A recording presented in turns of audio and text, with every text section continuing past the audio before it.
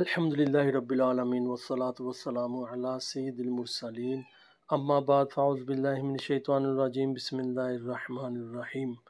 اسلامی مہینوں کے فضائل میں چیپٹر ہے فیضان محرم الحرام۔ درود شریف کی فضیلت۔ رسول کریم رؤوف رحیم صلی اللہ تعالیٰ علیہ وسلم کا فرمان رحمت نشان ہے، اے لوگو، بے شک بروز قیامت اس کی دہشتوں اور حساب کتاب سے جلد نجات پانے والا شخص وہ ہوگا جس نے تم میں سے مجھ پر دنیا میں بکثرت درود شریف پڑھے ہوں گے۔ اف وہ رہے سنگلاخ، آہ یہ پا شاخ شاخ، اے میرے مشکل کشا تم پہ کروڑوں درود۔ صلو علی الحبیب صلی اللہ تعالیٰ علی محمد صلی اللہ تعالیٰ علیہ وسلم۔ خیرات عاشوراء کی برکات۔ عاشوراء کے روز ملک رے میں قاضی کے پاس ایک سائل آ کر عرض گزار ہوا، میں ایک بہت نادار و عیال دار آدمی ہوں، آپ کو یوم عاشوراء کا واسطہ میرے لیے 10 سیر روٹی، 5 سیر گوشت اور 2 درہم کا انتظام فرما دیجیے۔ قاضی نے ظہر کے بعد آنے کا کہا۔ جب فقیر وقت مقرر پر آیا تو عصر میں بلایا۔ وہ عصر کے بعد پہنچا تو پھر بھی کچھ نہ دیا، خالی ہاتھ ہی ٹرخا دیا۔ فقیر کا دل ٹوٹ گیا۔ وہ رنجیدہ ایک نصرانی یعنی کرسچن کے پاس جب پہنچا اور اس سے کہا، آج کے مقدس دن کے صدقے مجھے کچھ دے دو۔ اس نے پوچھا، آج کون سا دن ہے؟ تو فقیر نے عاشوراء کے کچھ فضائل بیان کیے، جسے سن کر نصرانی نے کہا، آپ نے بہت ہی عظمت والے دن کا واسطہ دیا، اپنی ضرورت بیان کیجیے۔ سائل نے اس سے بھی وہی ضرورت بیان کر دی۔ اس آدمی نے 10 بوری گیہوں، 100 سیر گوشت اور 20 درہم پیش کرتے ہوئے کہا، یہ آپ کے اہل و عیال کے لیے زندگی بھر ہر ماہ اس دن کی فضیلت و حرمت کے صدقے مقرر ہے۔ رات کو قاضی صاحب نے خواب دیکھا کہ کوئی کہہ رہا ہے، نظر اٹھا کر دیکھ۔ جب نظر اٹھائی تو 2 عالی شان محل نظر آئے، ایک چاندی اور سونے کی اینٹوں کا اور دوسرا سرخ یاقوت کا تھا۔ قاضی نے پوچھا، یہ دونوں محل کس کے ہیں؟ جواب ملا، اگر تم سائل کی ضرورت پوری کر دیتے تو یہ تمہیں ملتے، مگر چونکہ تم نے اسے خالی ہاتھ لوٹا دیا تھا، اس لیے اب یہ دونوں محل فلاں نصرانی یعنی کرسچن کے لیے ہیں۔ قاضی صاحب بیدار ہوئے تو بہت پریشان تھے۔ صبح ہوئی تو نصرانی یعنی کرسچن کے پاس گئے اور اس سے دریافت کیا کہ کل تم نے کون سی نیکی کی ہے؟ اس نے پوچھا، آپ کو کیسے علم ہوا؟ قاضی صاحب نے اپنا خواب سنایا اور پیشکش کی کہ مجھ سے 1,00,000 درہم لے لو اور کل کی نیکی مجھے بیچ دو۔ نصرانی نے کہا، میں روئے زمین کی ساری دولت لے کر بھی اسے فروخت نہیں کروں گا، اللہ پاک کی رحمت و عنایت بہت خوب ہے۔ یہ کہنے کے بعد وہ کلمہ پڑھ کر مسلمان ہو گیا۔ اس حقائق سے معلوم ہوا کہ واقعی یہ مبارک ماہ اپنی عظمت، شان اور مرتبے میں بے شمار فضائل کا حامل ہے۔ اولو العزم انبیاء کرام علیہم السلام سے ماہ محرم الحرام کو نسبت حاصل ہے۔ آئندہ صفحات میں آپ ماہ محرم الحرام کی انہی برکتوں کا ذکر ملاحظہ کریں گے۔ محرم کہنے کی وجہ۔ اسلامی سال کا پہلا مہینہ محرم ہے۔ اس ماہ مبارک کی حرمت کی وجہ سے اسے محرم کا نام دیا گیا ہے۔ روایات میں محرم الحرام کے مزید 2 نام آئے ہیں۔ نمبر 1، محرم الحرام کو شہر اللہ یعنی اللہ پاک کا مہینہ بھی کہتے ہیں، اور اسے یہ نام دینے میں اس بات کی طرف اشارہ ہے کہ محرم الحرام کی حرمت اللہ پاک کی طرف سے ہے، مخلوق میں کسی کو اس کی تبدیلی کا اختیار نہیں ہے، جیسے زمانہ جاہلیت میں لوگ کرتے تھے کہ محرم الحرام کی بجائے صفر المظفر کو حرمت والا مہینہ قرار دے دیتے تھے۔ نمبر 2، محرم الحرام میں جنگ بندی کی وجہ سے ہتھیاروں کی آوازیں نہیں سنی جاتی۔ اس احترام کی وجہ سے اس ماہ کو شہر الاسم یعنی اللہ پاک کا بحرہ مہینہ کہتے ہیں۔ پہلا مہینہ محرم الحرام ہی کیوں؟ اللہ پاک کی رحمت پر قربان جائیے کہ ہمارے پیارے رب نے ہم پر کرم نوازی فرمائی اور اسلامی سال کا آغاز محرم الحرام کے بابرکت مہینے سے کیا اور اس میں اجر و ثواب اور خیر و برکت کے کثیر مواقع عطا فرمائے۔ بندہ مومن کے لیے اپنے پسندیدہ بننے کی راہیں کھول دیں تاکہ سال کی ابتدا ہی سے بندہ اپنے رب کے قریب ہو جائے اور توبہ کرے اور اس کے گناہ بخش دیے جائیں۔ نیکیوں کا اثر بندے پر سال کے اختتام تک رہے، حتیٰ کہ سال کا آخری مہینہ ذوالحجۃ الحرام بھی عبادت میں گزرے۔ امید ہے کہ اس کے لیے پورے سال کی اطاعت لکھی جائے گی، کیونکہ جس کے عمل کا شروع عبادت ہو اور عمل کا اختتام بھی عبادت ہو تو وہ اس کے حکم میں ہے، جو دونوں عملوں کے درمیان بھی عبادت میں ہی لگا رہا ہو۔ بنا دے مجھے نیک نیکوں کا صدقہ، گناہوں سے ہر دم بچا یا الہی، عبادت میں گزرے میری زندگانی، کرم ہو کرم یا خدا یا الہی۔ صلو علی الحبیب صلی اللہ تعالی علی محمد صلی اللہ تعالی علیہ وسلم۔ محرم الحرام کے فضائل۔ ماہ محرم الحرام کے کئی فضائل احادیث مبارکہ میں آئے ہیں، ان میں سے 3 یہ ہیں۔ نمبر 1، ایک شخص حضور نبی اکرم صلی اللہ تعالیٰ علیہ وسلم کی بارگاہ میں حاضر ہوا، عرض کی، یا رسول اللہ صلی اللہ تعالیٰ علیہ وسلم، رمضان کے علاوہ میں کس مہینے میں روزے رکھوں؟ ارشاد فرمایا، اگر تم نے رمضان کے بعد کسی مہینے کے روزے رکھنے ہوں تو محرم کے روزے رکھو، کہ یہ اللہ پاک کا مہینہ ہے۔ اس مہینے میں ایک دن ہے جس میں اللہ پاک نے ایک قوم کی توبہ قبول فرمائی اور دوسروں کی توبہ بھی قبول فرمائے گا۔ نمبر 2، نبی کریم صلی اللہ تعالیٰ علیہ وسلم نے ارشاد فرمایا، ماہ رمضان کے بعد سب سے افضل روزے اللہ پاک کے مہینے محرم کے روزے ہیں، اور فرض نماز کے بعد سب سے افضل نماز رات کی نماز ہے۔ نمبر 3، حضرت سیدنا ابو ذر غفاری رضی اللہ تعالیٰ عنہ بیان کرتے ہیں کہ میں نے رسول اللہ صلی اللہ تعالیٰ علیہ وسلم سے پوچھا، رات کا کون سا حصہ بہترین ہے اور کون سا مہینہ افضل ترین ہے؟ ارشاد فرمایا، رات کا بہترین حصہ اس کا درمیان ہے، اور افضل ترین مہینہ اللہ پاک کا وہ مہینہ ہے جسے تم محرم کہتے ہو۔ محرم کے پہلے عشرے کی عظمت۔ آپ نے محرم الحرام کی فضیلت ملاحظہ فرمائی۔ اس مبارک ماہ کا پہلا عشرہ پچھلی شریعتوں سے ہماری شریعت تک نہایت بابرکت و محل عبادت رہا ہے۔ اس کے بارے میں سیدنا ابو عثمان نہدی رحمۃ اللہ تعالیٰ علیہ فرماتے ہیں، صحابہ کرام 3 عشروں کی تعظیم کیا کرتے تھے: رمضان المبارک کا آخری عشرہ، ذوالحجۃ الحرام کا پہلا عشرہ، اور محرم الحرام کا پہلا عشرہ۔ یوم عاشوراء۔ اس مبارک ماہ میں 10 محرم الحرام کی خصوصی اہمیت حاصل ہے۔ اسے یوم عاشوراء کے نام سے جانا جاتا ہے۔ 10 محرم الحرام کو عاشوراء کہنے کی ایک وجہ یہ بھی ہے کہ اس دن اللہ پاک نے 10 انبیاء کرام کو اعزاز و اکرام سے نوازا۔ یوم عاشوراء کی مبارک نسبتیں۔ یوم عاشوراء کو انبیاء کرام علیہ السلام سے خصوصی نسبت حاصل ہے، اس لیے یہ مبارک دن بہت بابرکت اور اہم ہے۔ آئیے اس مبارک دن کی نسبتوں کا مختصر تذکرہ ملاحظہ کرتے ہیں۔ یوم عاشوراء کو حضرت موسیٰ علیہ السلام کی مدد کی گئی اور فرعون اور اس کے پیروکاروں اس میں ہلاک ہوئے۔ حضرت نوح علیہ السلام کی کشتی جودی پہاڑ پر ٹھہری۔ حضرت یونس علیہ السلام کو مچھلی کے پیٹ سے نجات ملی۔ حضرت سیدنا آدم علیہ السلام کی قبولیت توبہ کا دن ہے۔ حضرت یوسف علیہ السلام کنویں سے نکالے گئے۔ حضرت عیسیٰ علیہ السلام کی ولادت ہوئی اور اسی دن آپ علیہ السلام کو آسمان پر اٹھایا گیا۔ حضرت داؤد علیہ السلام کی توبہ قبول ہوئی۔ حضرت ابراہیم علیہ السلام کی اس دن ولادت ہوئی۔ حضرت یعقوب علیہ السلام کی بینائی کا ضعف اس دن دور ہوا۔ حضرت ادریس علیہ السلام کو آسمان پر اٹھایا گیا۔ اسی روز اللہ پاک نے حضرت ایوب علیہ السلام کی آزمائش دور فرمائی۔ یوم عاشوراء کو ہی حضرت سلیمان علیہ السلام کی بادشاہت عطا ہوئی۔ نبی اکرم صلی اللہ تعالیٰ علیہ وسلم کو خاص لوگوں کی مغفرت کا مژدہ ملا۔ حضرت موسیٰ علیہ السلام اور یوم عاشوراء۔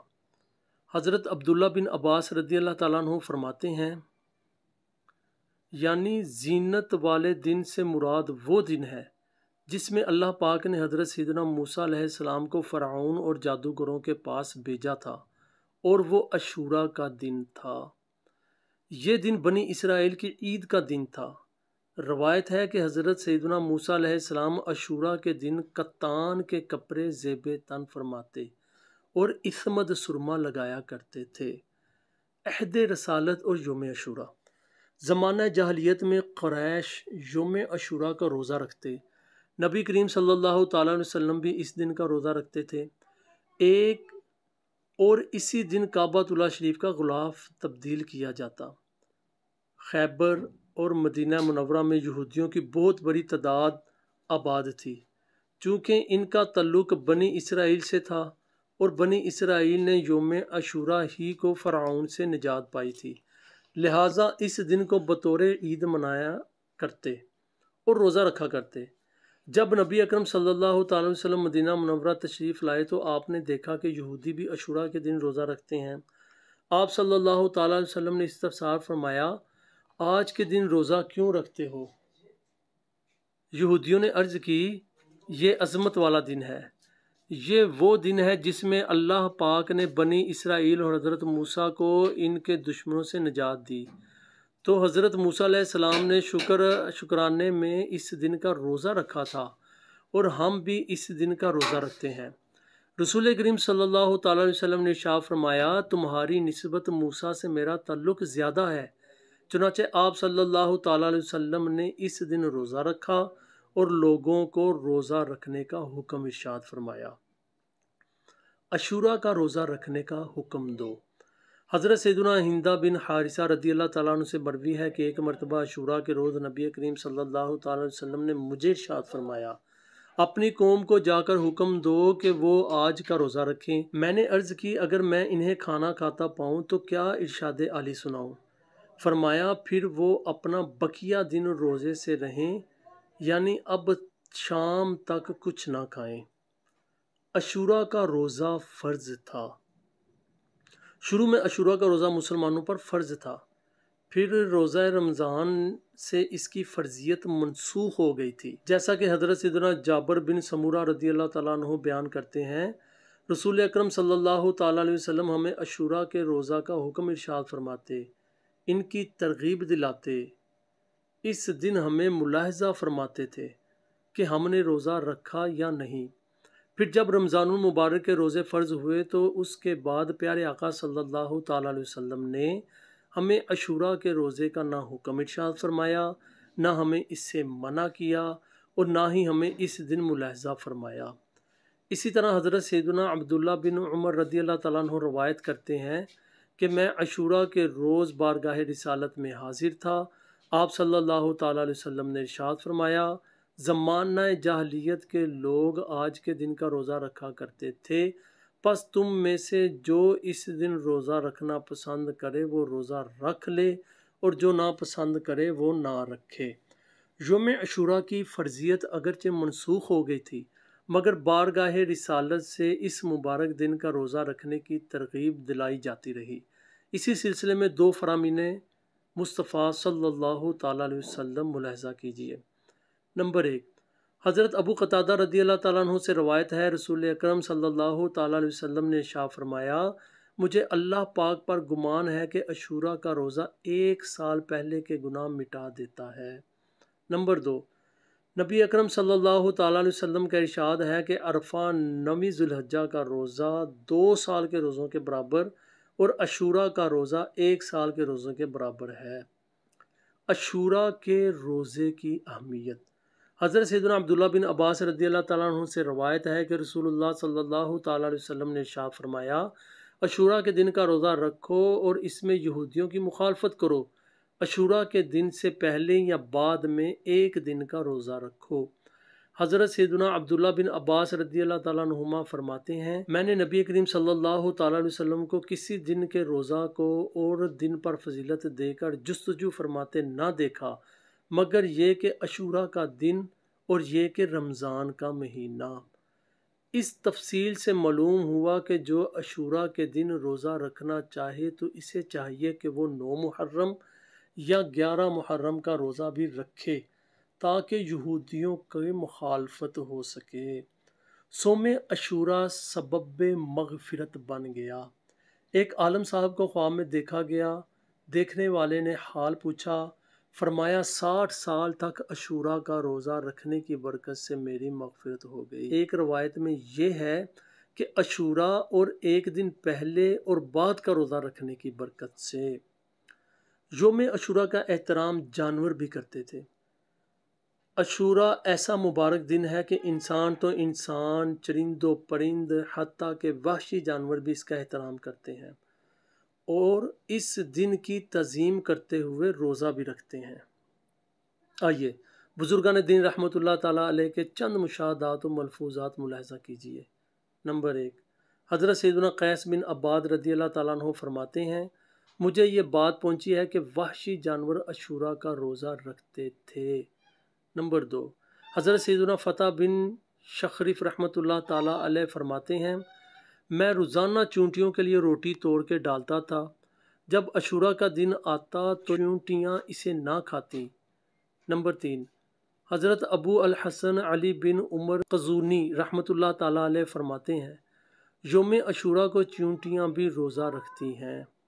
نمبر 4، عباسی خلیفہ القادر باللہ کے ساتھ بھی یہی معاملہ پیش آیا تو اسے بہت حیرت ہوئی۔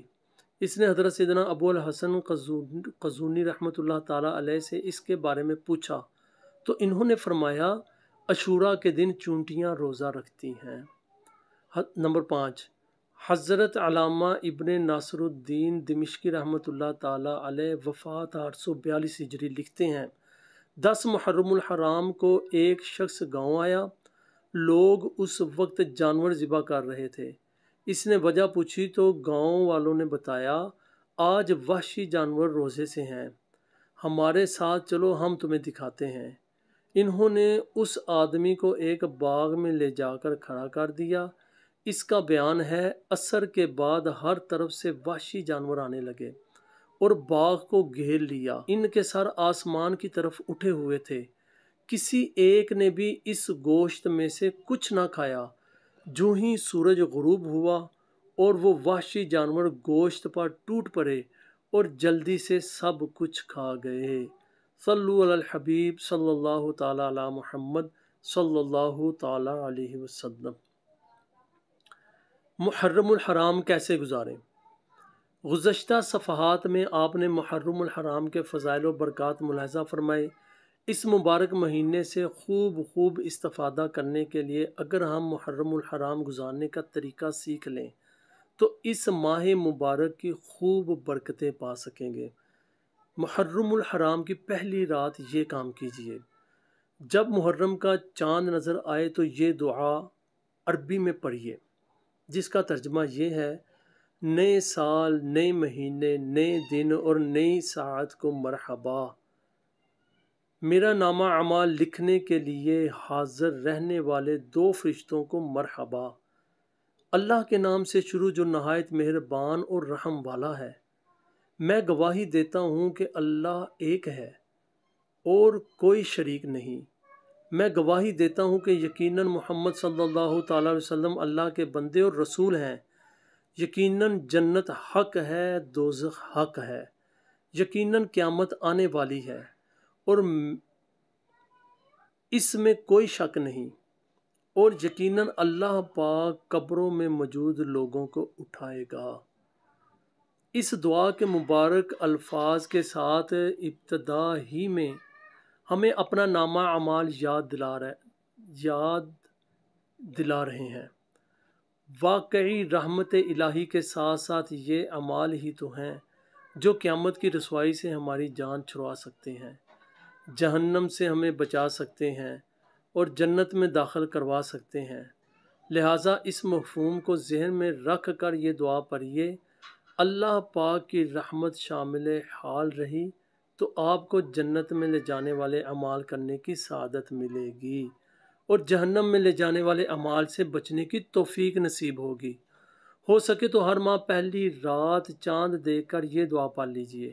حضرت سیدنا طلحہ بن عبید اللہ رضی اللہ تعالیٰ عنہ فرماتے ہیں کہ جب حضور صلی اللہ تعالیٰ علیہ وسلم چاند دیکھتے اور یوں دعا پڑھتے۔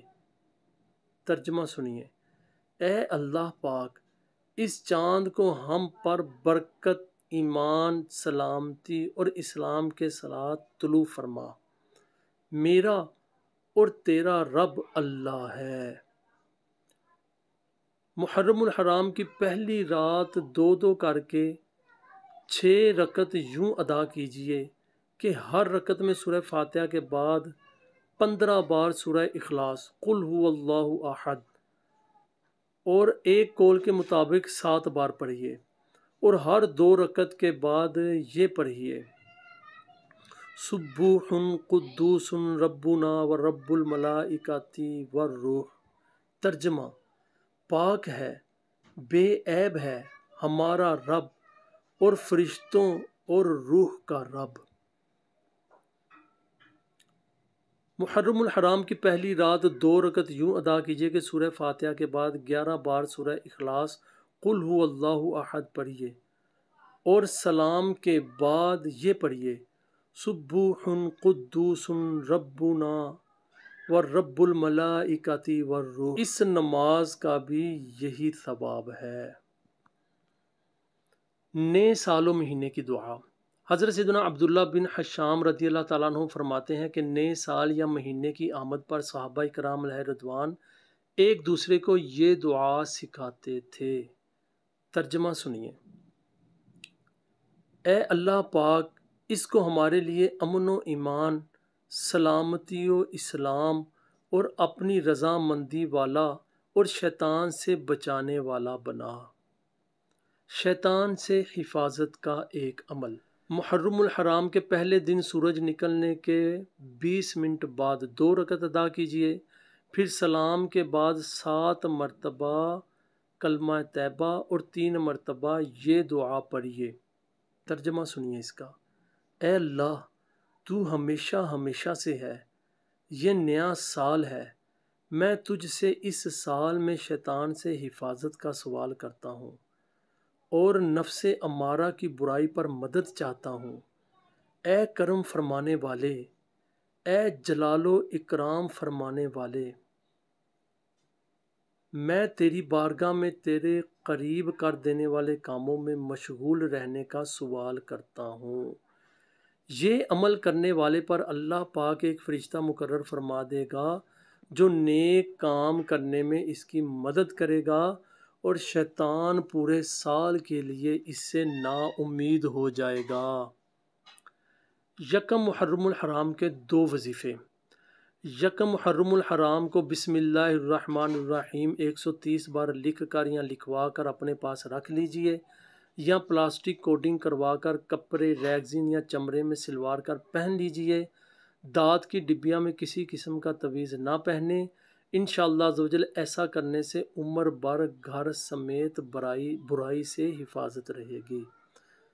حضرت سیدنا شاہ کلیم اللہ شاہ جہاں آبادی رحمۃ اللہ تعالی علیہ فرماتے ہیں، جو کوئی 12 مرتبہ یہ دعا، آئیے اس کا ترجمہ سنتے ہیں: میزان کے بھرنے، علم کے منتہا، مبلغ رضا اور عرش کے وزن کے برابر اللہ پاک کی پاکی ہے، پناہ گاہ اور مقام نجات اللہ ہی کی طرف سے ہے، ہر جفت و طاق اور اللہ پاک کے تمام کامل کلمات کے برابر اس کی پاکی ہے۔ میں اللہ پاک سے سلامتی اور رحمت کا سوال کرتا ہوں، اور گناہ سے بچنے کی قوت اور نیکی کرنے کی طاقت اللہ ہی کی طرف سے ہے، اور اللہ کافی ہے، اور کیا ہی اچھا کار ساز ہے، اور کیا ہی اچھا والی، اور کیا ہی اچھا مددگار ہے۔ اللہ پاک کی رحمت ہو اپنی مخلوق میں سب سے بہتر محمد صلی اللہ تعالی علیہ وسلم پر، اور ان کی آل پر، اور تمام صحابہ کرام علیہ رضوان پر۔ یہ دعا پڑھ کر پانی پر دم کر کے پی لے، تمام تکلیفوں اور آفتوں سے اللہ پاک کی حفاظت میں رہے گا۔ یوم فاروق اعظم۔ یکم محرم الحرام امیر المومنین حضرت سیدنا فاروق اعظم رضی اللہ تعالیٰ عنہ کی شہادت کا دن ہے۔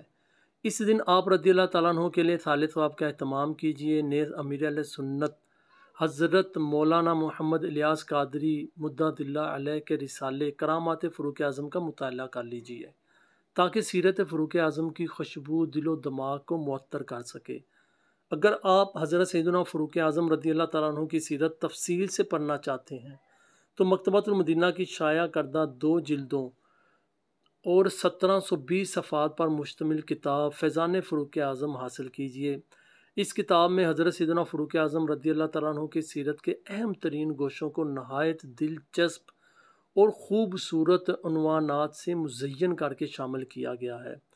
فیضان فاروق اعظم کی پہلی جلد میں حضرت سیدنا فاروق اعظم کے اوصاف، گھریلو زندگی، طرز حکومت، معاشرتی تعلقات، اخلاق و کردار جیسے امور کتاب کا حصہ ہیں، جبکہ دوسری جلد میں موجود آپ رضی اللہ تعالیٰ عنہ کا انداز خلافت، عصر حاضر کے نظام حکمرانی میں پائی جانے والی خامیوں کے ازالے اور خوبیوں کے نفاذ سے متعلق اہم ترین امور شامل کتاب ہے۔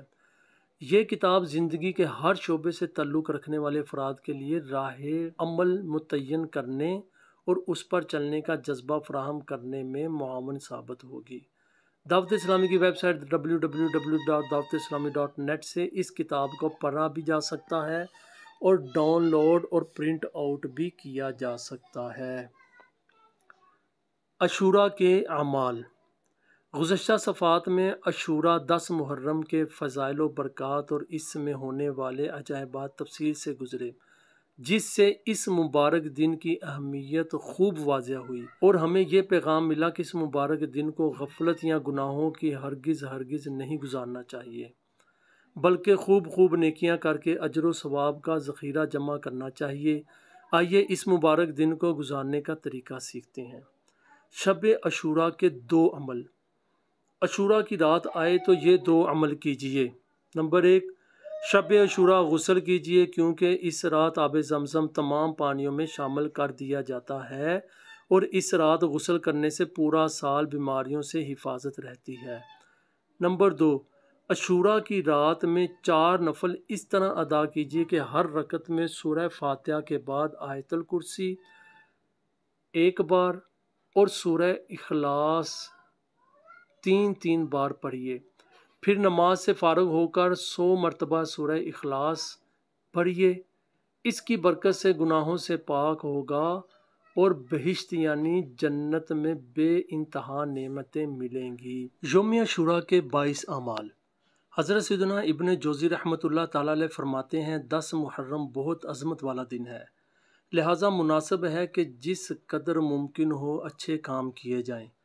بلائیوں کے ان موسموں کو غنیمت جانو اور غفلت سے بچو۔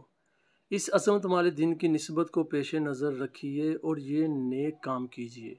نمبر 1، یوم عاشوراء کا روزہ رکھیے اور اس کے ساتھ 9ویں یا 11ویں محرم الحرام کا روزہ بھی ملا لیجیے تاکہ یہودیوں کی مخالفت ہو سکے۔ نمبر 2، حضرت سیدنا علی المرتضیٰ رضی اللہ تعالیٰ عنہ کا فرمان ہے، عاشوراء کے دن جو 1000 مرتبہ سورہ اخلاص پڑھے تو اس کی طرف رحمان یعنی اللہ پاک نظر فرمائے گا، اور جس کی طرف رحمان نظر فرمائے اسے کبھی عذاب نہیں دے گا۔ اس فرمان کو پیش نظر رکھیے اور رحمت خدا بندی کے امیدوار بن کر 1000 مرتبہ سورہ اخلاص پڑھ لیجیے۔ نمبر 3، یوم عاشوراء ہی کو حضرت سیدنا آدم علیہ السلام کی توبہ قبول ہوئی، لہٰذا اس دن توبہ و استغفار کیجیے اور بارگاہ الہی سے توبہ پر قائم رہنے کی بھیک طلب کیجیے۔ نمبر 4، والدین کا اکرام کیجیے۔ نمبر 5، غصے پر قابو رکھیے۔ نمبر 6، راستے سے تکلیف دہ چیز دور کیجیے۔ نمبر 7، نوافل کی کثرت کیجیے۔ نمبر 8، سرما لگائیے۔ نمبر 9، یوم عاشوراء کو بالخصوص عصمت سرما لگائیے، اس کی برکت سے آنکھیں نہیں دکھیں گی، جیسا کہ فرمان مصطفیٰ صلی اللہ تعالیٰ علیہ وسلم ہے، جو یوم عاشوراء عصمت سرما آنکھوں میں لگائے تو اس کی آنکھیں کبھی نہ دکھیں گی۔ نمبر 10، فضولیات سے بچیے۔ نمبر 11، رشتہ داروں سے ملاقات کیجیے۔ نمبر 12، زیارت قبور کیجیے۔ نمبر 13، خوشبو لگائیے۔ نمبر 14، روزہ داروں کی افطار کروائیے۔ نمبر 15، قرآن پاک کی تلاوت کیجیے۔ نمبر 16، 70 بار سبحان اللہ کا ورد کیجیے۔ نمبر 17 یتیم کے سر پر شفقت سے ہاتھ پھیریے۔ نمبر 18 ناراض مسلمانوں میں صلح کروائیے۔ نمبر 19 علماء دین کی زیارت کیجیے۔ نمبر 20 ہو سکے تو خوف خدا سے آنسو بہائیے۔ نمبر 21 ایک بار 10 محرم الحرام کو رسول پاک صلی اللہ تعالیٰ علیہ وسلم نماز جمعہ کی ادائیگی کے بعد مسجد نبوی میں ایک ستون کے قریب تشریف فرما ہو گئے۔ حضرت سیدنا ابو بکر صدیق رضی اللہ تعالیٰ عنہ بھی آپ صلی اللہ تعالیٰ علیہ وسلم کے برابر میں بیٹھے تھے۔ مؤذن رسول حضرت سیدنا بلال حبشی رضی اللہ تعالیٰ عنہ نے اذان دینا شروع کی، اور جب انہوں نے اشہد ان محمد رسول اللہ کہا تو حضرت سیدنا ابو بکر صدیق رضی اللہ تعالیٰ عنہ نے اپنے دونوں انگوٹھوں کے ناخنوں کو اپنی دونوں آنکھوں پر رکھا اور کہا قرۃ عینی بک یا رسول اللہ۔ جب حضرت سیدنا بلال حبشی رضی اللہ تعالیٰ عنہ اذان دے چکے تو آپ صلی اللہ تعالیٰ علیہ وسلم نے ارشاد فرمایا، اے ابو بکر، جو شخص ایسا کرے جیسا تم نے کیا، اللہ پاک اس کے اگلے پچھلے تمام گناہ بخش دے گا۔ حضرت ابو بکر صدیق رضی اللہ تعالیٰ عنہ کی اس ادا کو ادا کرتے ہوئے نہ صرف یوم عاشوراء کو بلکہ جب بھی نام محمد سنے تو انگوٹھے چومنے کی عادت بنائیے۔ نمبر 22 جو کوئی عاشوراء کے دن یہ دعا پڑھے تو درازی عمر پائے گا۔ ترجمہ سنیے۔ میزان ان کے بھرنے، علم کے منتہا، مبلغ رضا اور عرش کے وزن کے برابر اللہ کی پاکی ہے۔ پناہ گاہ اور مقام نجات اللہ ہی کی طرف سے ہے۔ ہر جفت و طاق اور اللہ پاک کی تمام کامل کلمات کے برابر اس کی پاکی ہے۔ میں اللہ پاک سے سلامتی اور رحمت کا سوال کرتا ہوں، اور گناہ سے بچنے کی قوت اور نیکی کرنے کی طاقت اللہ ہی کی طرف سے ہے۔ اللہ کی رحمت ہو اپنی مخلوق میں سب سے بہتر محمد صلی اللہ تعالیٰ علیہ وسلم پر اور ان کی تمام آل پر۔ رزق میں فراخی کا مجرب نسخہ۔ فرمان مصطفیٰ صلی اللہ تعالیٰ علیہ وسلم ہے، جو 10ویں محرم اپنے بچوں کے خرچ میں فراخی کرے گا تو اللہ پاک سارا سال اس کو فراخی دے گا۔ حضرت سیدنا سفیان رضی اللہ تعالیٰ رحمۃ اللہ تعالیٰ علیہ فرماتے ہیں، ہم نے اس حدیث کا تجربہ کیا تو ایسا ہی پایا۔ فرمان مصطفیٰ صلی اللہ تعالیٰ علیہ وسلم ہے، جو 10ویں محرم اپنے بچوں کے خرچ میں فراخی کرے گا تو اللہ پاک سارا سال اس کو فراخی دے گا۔ حضرت سیدنا سفیان رحمۃ اللہ تعالیٰ علیہ فرماتے ہیں، ہم نے اس حدیث کا تجربہ کیا تو ایسا ہی پایا۔ حکیم الامت مفتی احمد یار خان نعیمی رحمۃ اللہ تعالیٰ اس حدیث پاک کے تحت فرماتے ہیں، محرم کی 10ویں تاریخ کو اپنے بال بچوں، نوکر، خادموں، فقراء، مساکین کے لیے مختلف قسم کے کھانے تیار کرے تو انشاءاللہ تعالی سال بھر تک ان کھانوں میں برکت ہوگی۔ مسلمان عاشوراء کے دن حلیم یعنی کھچڑا پکاتے ہیں۔ اس کا ماخذ یہ حدیث ہے، کیونکہ حلیم یعنی کھچڑے میں ہر کھانا ہوتا ہے، گندم، گوشت اور دالیں، چاول وغیرہ، تو انشاءاللہ حلیم پکانے والے کے گھر ان تمام کھانوں میں برکت ہوگی۔ پھر حضرت سفیان رحمۃ اللہ تعالیٰ علیہ کے قول کی وضاحت کرتے ہوئے فرماتے ہیں، یعنی سفیان فرماتے ہیں کہ یہ حدیث ہمارے اور ہمارے ساتھیوں کے تجربہ میں آئی ہے اور واقعی اس عمل سے برکت ہوتی ہے، لہٰذا یہ حدیث قوی ہے۔ خیال رہے کہ تجربہ سے بھی حدیث کی تقویت پہنچتی ہے، اس لیے محدثین حدیث کی توثیق کے لیے کبھی اپنے تجربہ کا ذکر کر دیتے ہیں، یہاں بھی ایسا ہی ہے۔ مزید فرماتے ہیں، خیال رہے کہ عاشوراء کے دن خود روزہ رکھو اور بچوں کو، فقراء کو خوب کھلاؤ پلاؤ، لہٰذا یہ حدیث عاشوراء کے روزہ کے خلاف نہیں۔ یوم عاشوراء اور واقعہ کربلا۔ ماہ محرم الحرام ہر سال ہمیں شہداء کربلا اور بالخصوص نواسۂ رسول سید الشہداء امام علی مقام حضرت سیدنا امام حسین رضی اللہ تعالیٰ عنہ کی یاد دلاتا ہے، کیونکہ 10 محرم الحرام 61 ہجری کو تاریخ اسلام میں حق و باطل کے درمیان ایک عظیم معرکہ پیش آیا، جسے واقعہ کربلا کے نام سے یاد کیا جاتا ہے۔ اس معرکے میں شہدائے کربلا رضی اللہ تعالیٰ عنہ کے استقامت برے انداز نے تمام اہل حق کو باطل کے سامنے ڈٹ جانے اور ضرورت پڑنے پر دین اسلام کی خاطر جان کا نذرانہ پیش کرنے کا عظیم الشان سبق دیا ہے۔ اگر سلطان کربلا امام علی مقام حضرت سیدنا امام حسین رضی اللہ تعالیٰ عنہ چاہتے تو یزیدیوں کو تباہ و برباد کر سکتے تھے، مگر استطاعت اور قدرت کے باوجود خون کے پیاسوں پر بھی کرم نوازی فرمائی اور جنگ میں پہل نہ کی، بلکہ آپ آخری وقت تک ان کو سمجھاتے رہے اور اللہ پاک کے عذاب سے ڈراتے رہے۔ بدبخت یزیدیوں نے نصیحت پر مشتمل آپ کے اس کریمانہ انداز کا جواب سخت اذیتیں اور تکلیفیں پہنچا کر دیا، مگر آپ کو مصیبتوں کا ہجوم حق سے نہ ہٹا سکا اور آپ کے عزم و استقلال میں کوئی کمی نہ آئی۔ حق و صداقت کا حامی مصیبتوں کی بھیانک گھٹاؤں سے نہ ڈرا، دین کا شدائی دنیا کی آفتوں کو خیال میں نہ لایا۔ اگر آپ یزید کی بیعت کرتے تو وہ تمام لشکر آپ کے قدموں میں ہوتا، آپ کا احترام کیا جاتا، خزانوں کے منہ کھول دیے جاتے اور دولت دنیا قدموں پر لٹا دی جاتی، مگر جس کا دل حب دنیا سے خالی ہو اور دنیا کی ناپائیداری کا راز جس پر واضح ہو، وہ دنیا کے نمائشی رنگ و روپ پر کیا نظر ڈالے۔ حضرت سیدنا امام حسین رضی اللہ تعالیٰ عنہ نے راحت دنیا کے منہ پر ٹھوکر مار دی اور راہ حق میں پہنچنے والی مصیبتوں کا خوش دلی سے استقبال کیا، اور اس قدر آفتوں اور بلاؤں کے باوجود یزید جیسے فاسق معلن یعنی اعلانیہ گناہ کرنے والے شخص کی بیعت کا خیال بھی اپنے قلب مبارک میں نہ آنے دیا۔ اپنا گھر لٹانا اور اپنا خون بہانا منظور کیا، مگر مسلمانوں کو تباہی اور بربادی گوارا نہ فرمائی اور اسلام کی عزت پر حرف نہیں آنے دیا۔ خدا کی قسم، میدان کربلا میں کربلا والوں کو اسلام کی خاطر اپنی جانوں کا نذرانہ پیش کرنا رہتی دنیا کے مسلمانوں کے لیے بہت بڑی کرم نوازی ہے۔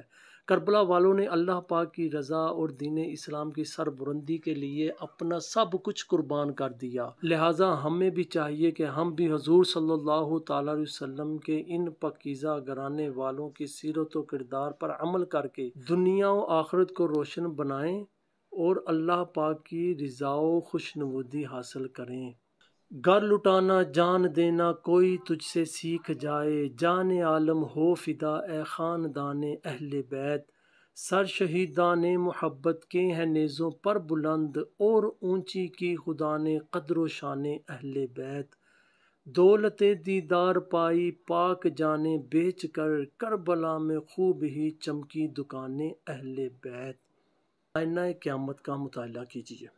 واقعہ کربلا کے متعلق شہنشاہ سخن استاذ زمن برادر اعلیٰ حضرت مولانا حسن رضا خان نے ایک کتاب آئینہ قیامت تحریر فرمائی ہے۔ آئینہ قیامت کے متعلق ملفوظات اعلیٰ حضرت میں ہے۔ مولانا شاہ عبد العزیز صاحب کی کتاب جو عربی میں ہے وہ، یا حسن میاں مرحوم میرے بھائی کی کتاب آئینہ قیامت میں صحیح روایات ہیں، انہیں سننا چاہیے۔ باقی غلط روایات کے پڑھنے سے نہ پڑھنا اور نہ سننا بہت بہتر ہے۔ الحمدللہ مکتبۃ المدینہ سے یہ کتاب شائع ہو چکی ہے۔ دعوت اسلامی کی ویب سائٹ www.dawatیسلامی.net سے اس کتاب کو پڑھا بھی جا سکتا ہے اور ڈاؤن لوڈ اور پرنٹ آؤٹ بھی کیا جا سکتا ہے۔ نیاز امام حسین کا اہتمام کیجیے۔ امام علی مقام امام تشنا کام حضرت سیدنا امام حسین رضی اللہ تعالیٰ عنہ نے 3 دن کی بھوک پیاس کے باوجود بھائی، بھتیجوں، بانجوں اور بیٹوں کے خون سے گلشن اسلام کی آبیاری کی اور بالآخر یوم عاشوراء اپنی جان کا نذرانہ پیش فرما کر ایک عظیم کارنامہ سر انجام دیا۔ ہمیں اس مبارک دن میں قرآن خوانی، ذکر و درود اور نظر و نیاز کی صورت میں ان عظیم ہستیوں کو خراج عقیدت پیش کرنا چاہیے۔ فی زمانہ اس بابرکت دن پر لوگ خوب ٹھنڈے مشروبات اور کھچڑے پر امام حسین رضی اللہ تعالیٰ عنہ کی فاتحہ دلاتے ہیں۔ یہ بھی جائز مستحب کام ہے، جیسا کہ نیاز کس چیز پر دلوائیں۔ حضرت مفتی محمد امجد علی اعظمی رحمۃ اللہ تعالیٰ علیہ فرماتے ہیں ماہ محرم میں 10 دنوں تک خصوصاً 10ویں کو حضرت سیدنا امام حسین رضی اللہ تعالیٰ عنہ دیگر شہدائے کربلا کو ایصال ثواب کرتے ہوئے کوئی شربت پر فاتحہ دلاتا ہے، کوئی چاولوں کی کھیر پر، کوئی مٹھائی پر، کوئی روٹی گوشت پر، جس پر چاہو فاتحہ دلاؤ جائز ہے۔ ان کو جس طرح ایصال ثواب کرو مندوب ہے۔ بہت سے پانی اور شربت کی سبیلیں لگاتے ہیں، جاروں یعنی سردیوں میں چائے پلاتے ہیں، کوئی کھچڑا پکواتا ہے، جو کار خیر کرو اور ثواب پہنچاؤ ہو سکتا ہے۔ ان سب کو ناجائز نہیں کہا جا سکتا۔ بعض جاہلوں میں مشہور ہے کہ محرم میں سوائے شہداء کربلا کے دوسروں کو فاتحہ نہ دلائی جائے۔ ان کا یہ خیال غلط ہے۔ جس طرح دوسرے دنوں میں سب کی فاتحہ ہو سکتی ہے، ان دنوں میں بھی ہو سکتی ہے۔ شربت پلانا اور کھانا کھلانا۔ محرم شریف میں حضرت سیدنا امام حسین رضی اللہ تعالیٰ عنہ کے نام کی سبیل لگانے، شربت پلانے اور کھانا کھلانے کے بارے میں امام اہل سنت امام احمد رضا خان علیہ رحمۃ الرحمن فرماتے ہیں، پانی یا شربت کی سبیل لگانا جبکہ یہ نیت محمود اور خالصتاً بوجہ للہ ثواب رسانی ارواح طیبہ ایمہ اطہار مقصود ہو، بلا شبہ بہتر و مستحب و کار ثواب ہے۔ حدیث میں ہے رسول اللہ صلی اللہ تعالیٰ علیہ وسلم فرماتے ہیں، جب تیرے گناہ زیادہ ہو جائیں تو پانی پر پانی پلا، گناہ جڑ جائیں گے جیسے آندھی میں پیر کے پتے۔ اسی طرح کھانا کھلانا، لنگر بانٹنا بھی مندوب و باعث اجر ہے۔ حدیث میں ہے رسول اللہ صلی اللہ تعالیٰ علیہ وسلم فرماتے ہیں، یعنی اللہ پاک اپنے ان بندوں سے جو لوگوں کو کھانا کھلاتے ہیں فرشتوں کے ساتھ مباحثات فرماتا ہے کہ دیکھو یہ کیسا اچھا کام کر رہے ہیں۔ مگر لنگر لٹانا جسے کہتے ہیں کہ لوگ چھتوں پر بیٹھ کر روٹیاں پھینکتے ہیں، کچھ ہاتھوں میں جاتی ہیں، کچھ زمین پر گرتی ہیں، کچھ پاؤں کے نیچے ہیں، یہ منع ہے کہ اس میں رزق الہی کی بے تعظیمی ہے۔ بہت علماء نے تو روپوں پیسوں کا لٹانا جس طرح دلہن دلہا کی نچھاور میں معمول ہے منع فرمایا کہ روپے پیسے کو اللہ عز و جل نے خلق کی حاجت روائی کے لیے بنایا ہے تو اسے پھینکنا نہ چاہیے۔ روٹی کا پھینکنا تو سخت بےہودہ ہے۔ اعلیٰ حضرت امام اہل سنت مولانا امام احمد رضا خان علیہ رحمۃ الرحمن فرماتے ہیں، شرینی وغیرہ پر حضرت شہداء کرام کی نیاز دینا بے شک باعث اجر و برکت ہے اور عشرہ محرم شریف اس کے لیے زیادہ مناسب ہے۔ ہمیں چاہیے کہ یوم عاشوراء کو اپنا مال خرچ کر کے نظر و نیاز کا اہتمام کرنے کے ساتھ ساتھ وقت کی قربانی دے کر شہداء و اسیران کربلا کے ایصال ثواب کی نیت سے بالخصوص عاشوراء 8، 9، 10 یا 9، 10، 11 محرم الحرام کو مدنی قافلے میں سفر بھی کریں۔ انشاءاللہ عزوجل اس کی خوب برکتیں حاصل ہوں گی اور اہل بیت اطہار کی محبت میں اضافہ ہوگا۔ شاہ عبدالعزیز دہلوی کا معمول۔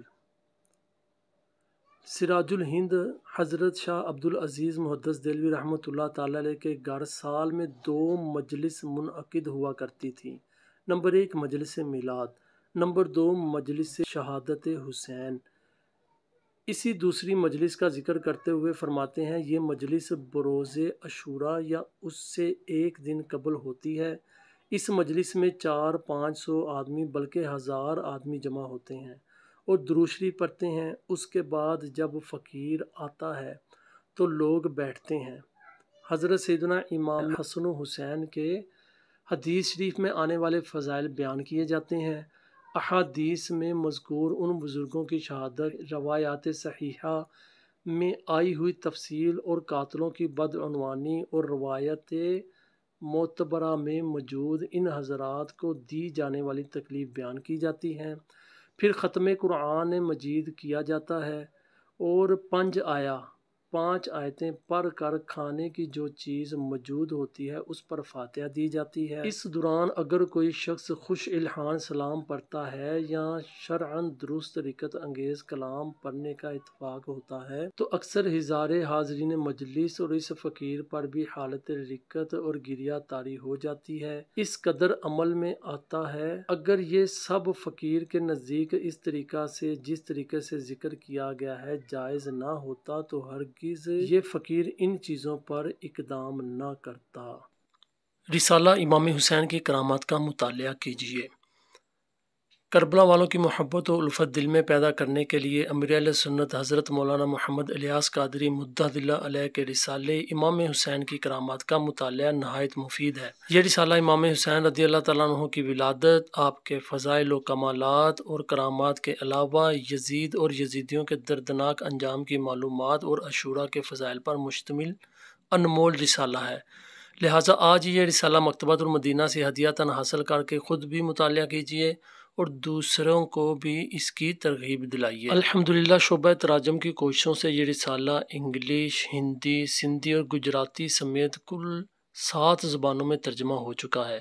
دعوت اسلامی کی ویب سائٹ www.dawatislami.net سے اس رسالے کو پڑھا بھی جا سکتا ہے، ڈاؤن لوڈ اور پرنٹ آؤٹ بھی کیا جا سکتا ہے۔ اس رسالے کا لنک، آئینہ قیامت کتاب کا لنک اور کرامات فاروق اعظم رسالہ اور کرامات فاروق اعظم کتابیں جو جلد اول دوم ہے، ان کا لنک آپ کو ڈسکرپشن میں مل جائے گا۔ وہاں سے آپ ان کتابوں کا مطالعہ بھی کر سکتے ہیں، ڈاؤن لوڈ بھی کر سکتے ہیں، پرنٹ آؤٹ بھی کر سکتے ہیں۔